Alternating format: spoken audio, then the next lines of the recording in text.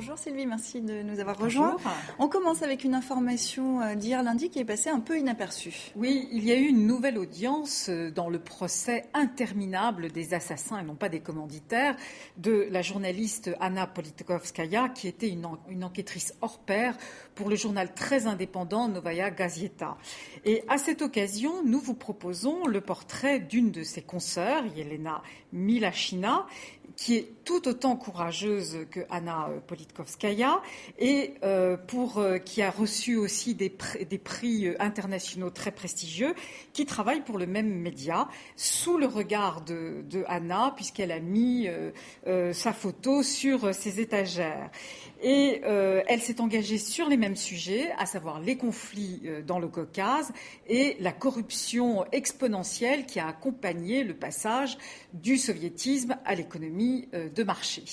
Et on va voir, Sylvie, que les tueurs ne sont pas sexistes. Non, alors c'est une constatation tragique, on pourrait dire, hein, et assez ironique, puisque 6 journalistes de Novaya Gazeta ont été tués depuis 10 ans, 3 hommes et 3 femmes. Et donc les tueurs sont là très paritaires.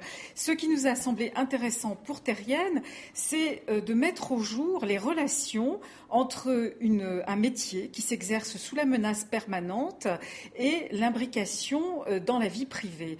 Et Elena nous raconte très tristement comment elle a dû renoncer à avoir des enfants et comment certains sujets l'ont profondément bouleversée en tant que femme, notamment un sur ce qu'on appelle les veuves noires kamikazes, qui sont les femmes de ces combattants tchétchènes tués par les forces armées russes et qui ensuite ont été abandonnées de tous et sont devenues, ces femmes, des bombes terroristes.